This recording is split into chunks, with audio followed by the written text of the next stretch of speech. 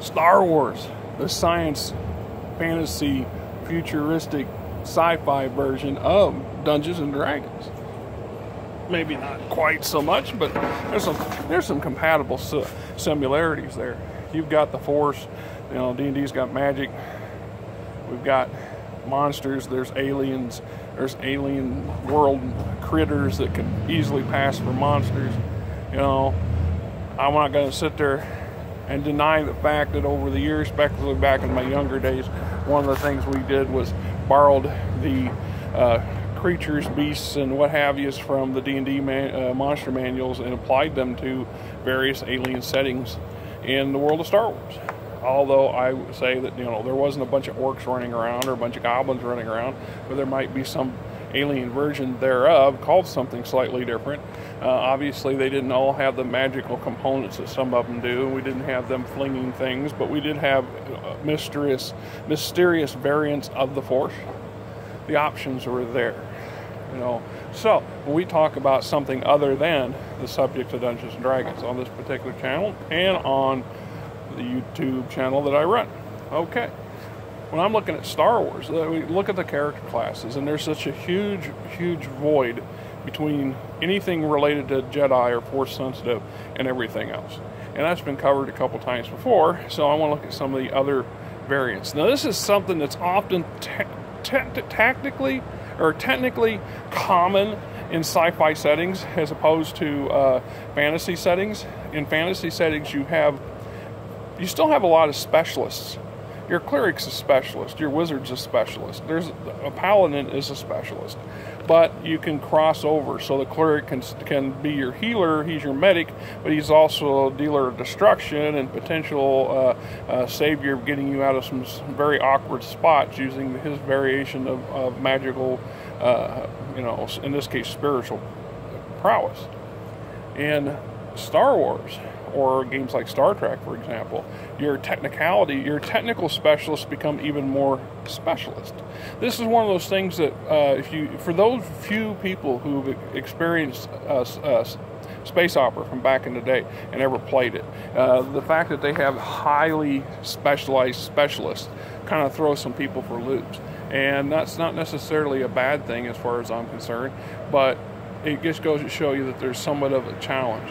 In case you haven't guessed, I'm sitting here at Aposto. I just finished doing a live video for video response channel on the subject of why D&D, and I thought I had a customer. Somebody ducked in the door and then ducked back out and ran away, and I still got an hour yet before officially supposed to be here. So I'm guessing I'm waiting for their prep cook or whoever's supposed to show up at noon like last 2 weeks ago. So still got time to kill, right?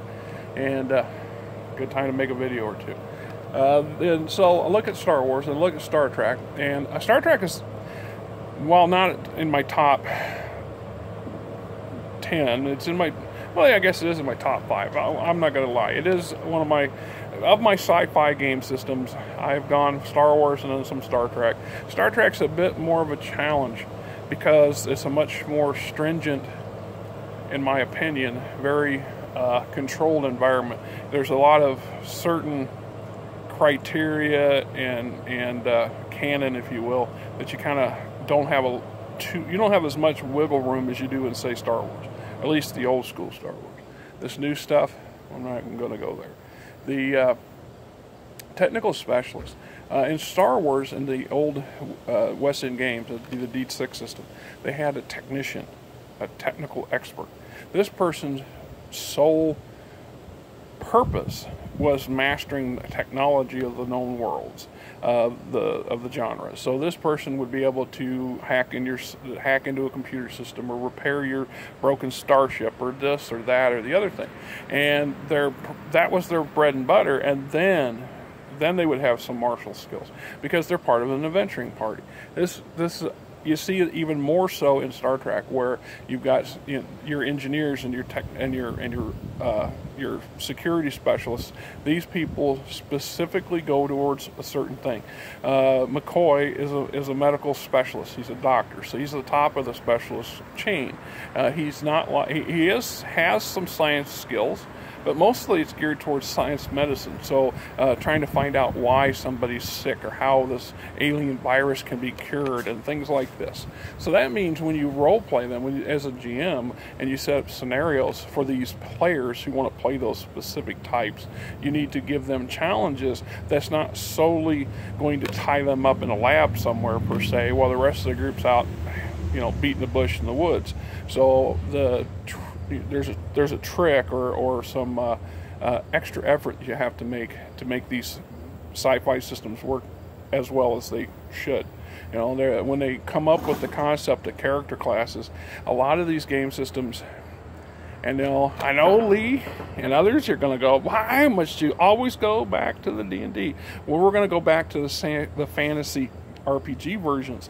And what do we have? We have a lot of particular character classes, some very basic character classes. And so when these next generation, if you will, or first generation sci-fi game systems came out, one of those people who created them were trying to find some parallels to the existing fantasy game systems. And so using that, they looked at, well, what would this particular fantasy character class be, or some version thereof, in a sci-fi setting.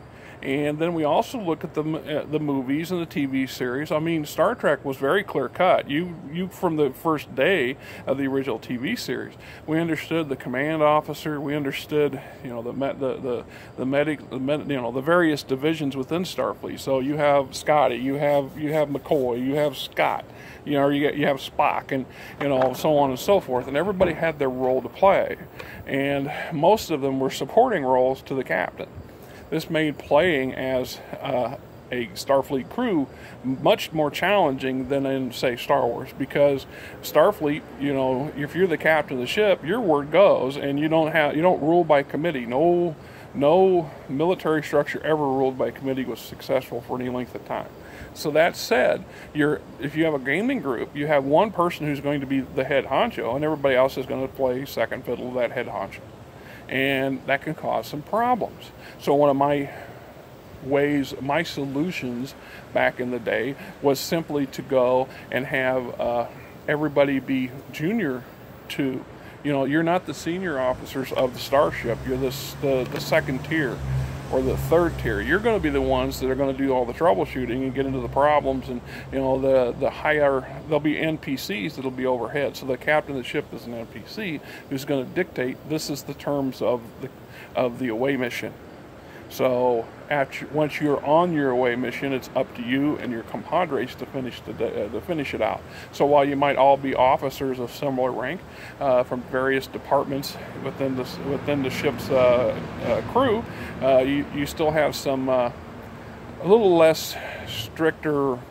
You know, it's a little easier if the lieutenant in charge of the away mission is the same rank as you are, and you're the engineer, you know, the technical expert engineer, what have you, and you can tell them where they go, and they're not likely to be able to, you know, write you up, kind of, so to speak.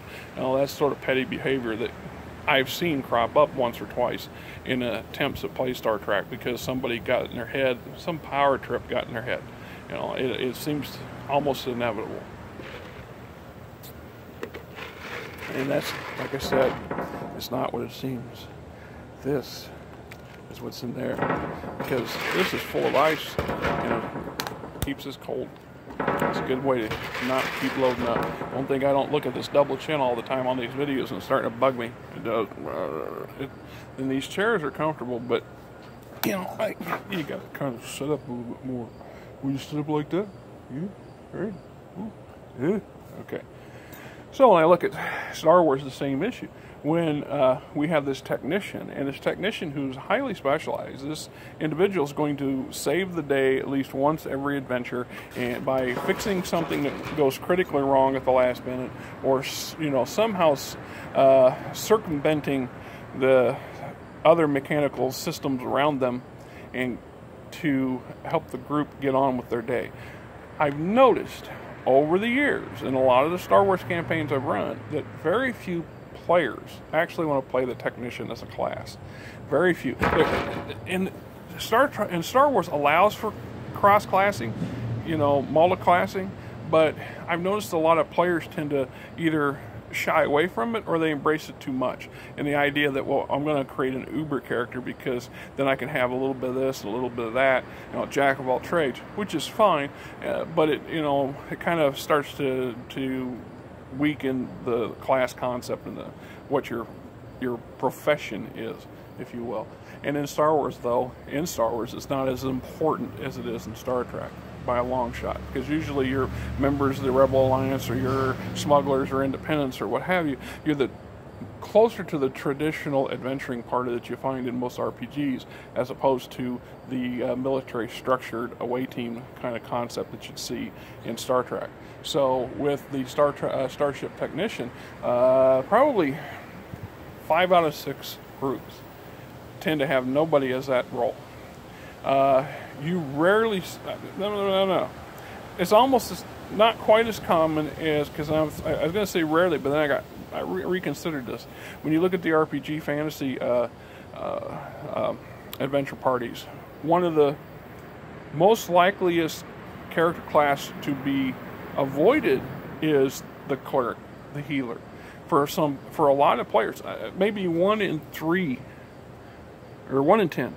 Yeah, it'd probably be more appropriate. 1 in 10 or 1 in 9 adventuring parties that I have been involved with over the years will have a group without a healer.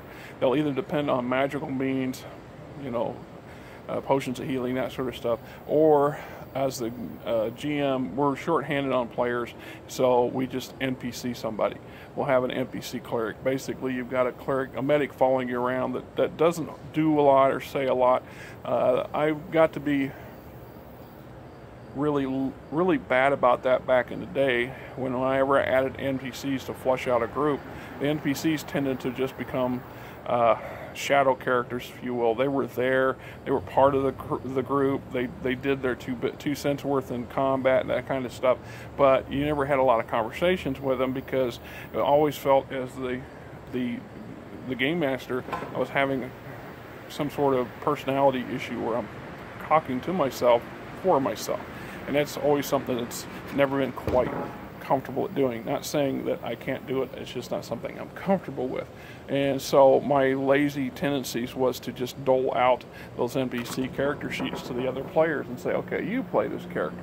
And then we're back to that same scenario. That character, unless specifically targeted, and I would have a tendency to, because I knew it was an NPC and it was just there to fill, as gap filler, and the players knew the same thing. We just didn't play them very well.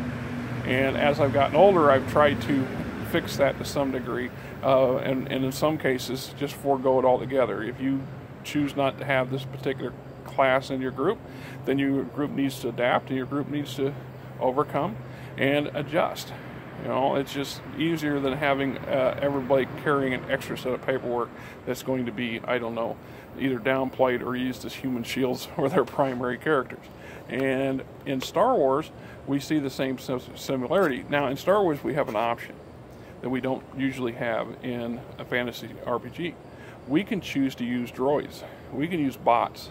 So a lot of times they'll have their astromech droid or their auto repairman droid or whatever, and that particular NPC is literally a piece of equipment or piece of furniture. They don't bother with it until they need it. So they might have a medical droid back on the ship. The medical droid's skills come into play when they're needed to help everybody get patched up after an adventure. Perhaps you might have a combo of a pilot droid and a security droid and a medic droid who are on standby. So when things really go south, you know, this is where your adventuring groups put a lot of their credits to good use and set themselves up with their own emergency retrieval team. So having that fallback in case they find themselves in a very untenable situation, the ship can come rushing to the rescue, and the droids on board rescue them. And at that point, then their secondary NPC status kind of gets a momentary boost, and and that's a common theme. So when I look at things like the other classes, we got with smuggler, and we got the diplomat slash administrator, which often gets added in as being a noble. And the nobles in Star Wars are an interesting breed, or an odd breed. It's world by world or system by system.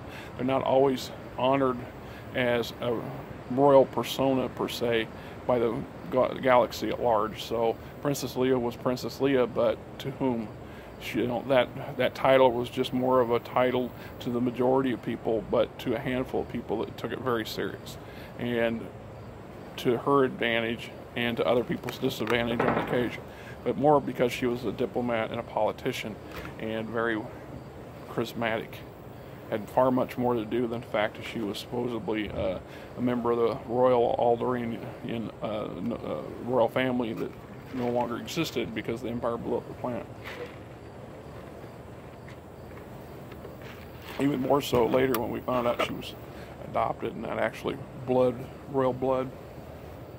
Although I can't think of any situation where that ever came up in a game setting or any of the novels or books I read. Not to say it don't, just can't say it did. Anyway, we're running into 16 minutes. That's not wanting us to just keep rambling on, which I have a bad habit of doing, so I'll go ahead and call it and move forward.